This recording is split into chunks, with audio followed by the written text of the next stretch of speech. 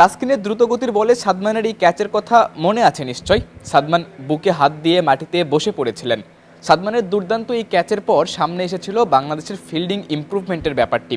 যেই বাংলাদেশ দল একটা সময় খবরের শিরোনাম হতো বাজে ফিল্ডিংয়ের কারণে, সেই বাংলাদেশ দল কিংবা টাইগাররা এখন আলোচনায় দুর্দান্ত ফিল্ডিংয়ে। 140-138 কিলোমিটার গতিতে এই সাদমান যে ক্যাচটি ধরেছে, এত কাছ থেকে ধরা এবং ব্যাটসম্যান সেটা কাট শটের মধ্যে খেলেছিল, নট ইজি। বাট সাদমানের যে মাইন্ড পাওয়ার, ওর যে কনসেন্ট্রেশন পাওয়ার, সেটা highest level.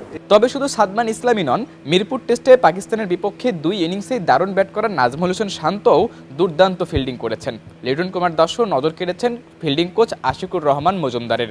SMC plus electrolyte drink minerals ফিরিয়ে দিয়ে শরীরকে করে রিহাইড্রেট ও রিফ্রেশ, আর তুমি হয়ে ওঠো অদম্য। এসএমসি প্লাস, অদম্য তুমি, থামবে না কখনো।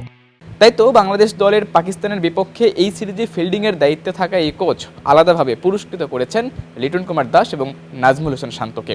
তো এটা আমার কাছে মনে হয় একটা গুড মেসেজ ফর অল, যে আমরা সব কাজের শেষে দিন আমরা স্বীকৃতি দিই, এটা অনেক এনার্জি লাভ করা যায়। ক্রিকেটারদের উৎসাহ কিংবা মোটিভেশন দিতে টাইগারদের এই অন্তর্বর্তীকালীন ফিল্ডিং কোচের জুড়ি মেলা ভার।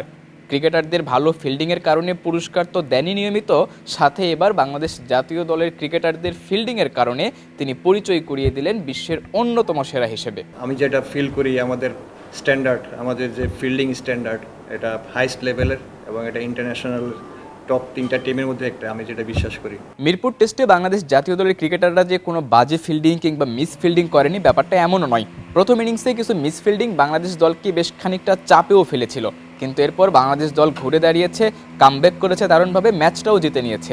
আর ওই যে ম্যাচ জেতার পর কিছু ভুলগুলোকে এড়িয়ে যাওয়াই ভালো, আশিক মজুমদার হয়তো সেই রুলসটাই ফলো করার চেষ্টা করছেন। সিলেট আন্তর্জাতিক ক্রিকেট স্টেডিয়াম থেকে সাদাতুর রাফি, এশিয়া পোস্ট।